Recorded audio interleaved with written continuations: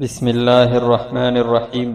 حضور اکرم صلی اللہ علیہ وسلم شب معراج میں بیت المقدس کی طرف جاتے ہوئے مصر کے قریب ایک مقام سے گزرے تو انہیں نہایت ہی اعلیٰ اور زبردست خوشبو آنے لگی، تو آپ صلی اللہ علیہ وسلم نے حضرت جبرائیل علیہ السلام سے پوچھا، یہ خوشبو کیسی ہے؟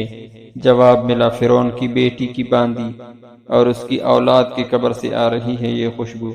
پھر حضرت جبرائیل علیہ السلام نے اس کا قصہ بیان کیا۔ فرعون کی بیٹی کی خادمہ، وہ خفی طور پر اسلام لا چکی تھی۔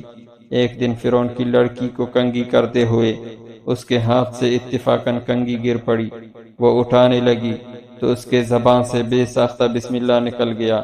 اس پر شہزادی نے کہا، تو نے آج ایک عجیب کلمہ بولا، رب تو میرا باپ فرعون ہے، پھر تم نے یہ کس کا نام لیا؟ اس نے جواب دیا، فرعون رب نہیں بلکہ رب وہ اللہ تعالیٰ ہے جو مجھے اور تجھے اور خود فرعون کو بھی روزی دیتا ہے۔ شہزادی نے کہا، اچھا تو میرے باپ کے سوا کسی اور کو اپنا رب مانتی ہے؟ اس نے جواب دیا، ہاں، میرا، تیرا اور تیرے باپ کا، سب کا رب اللہ تعالیٰ ہے۔ شہزادی نے اپنے باپ سے کہلوایا۔ وہ سخت غضبناک ہوا اور اسی وقت اسے برسر دربار بلوایا اور کہا، کیا تو میرے سوا کسی اور کو اپنا رب مانتی ہے؟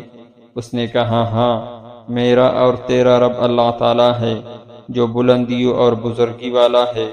فرعون نے اسی وقت حکم دیا، تانبے کی جو گائے بنی ہوئی ہے اس کو خوب تپایا جائے، اور جب بالکل آگ جیسی ہو جائے تو اس کے بچوں کو ایک ایک کر کے اس میں ڈال دیا جائے، آخر میں خود اسے بھی اسی میں ڈالا جائے۔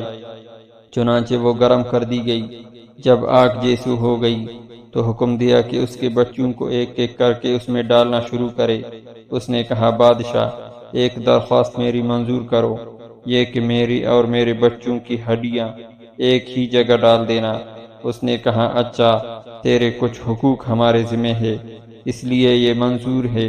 اس کی دونوں بچیاں اس کی آنکھوں کے سامنے ڈال دی گئی اور وہ فوراً جل کر راکھ ہو گئی۔ پھر سب سے چھوٹی کی باری آئی جو ماں کی چھاتی سے لگا ہوا دودھ پی رہا تھا۔ فرعون کی سپاہیوں نے اسے گھسیٹا تو اس نیک بندی کی آنکھوں تلے اندھیرا چھا گیا۔ اللہ تعالی نے اس بچے کو اسی وقت زبان دے دی اور اس نے بآواز بلند کہا، اماں جان افسوس نہ کر، حق بر جان دینا ہی سب سے بڑی نیکی ہے۔ چنانچہ انہیں صبر آ گیا، اس کے بچے کو بھی آگ میں ڈال دیا گیا اور آخر میں ان کی ماں کو بھی اسی آگ میں جلا کر مار دیا گیا۔ یہ خوشبو کی مہک اس کی جنتی محل سے آ رہے ہیں۔ سبحان اللہ۔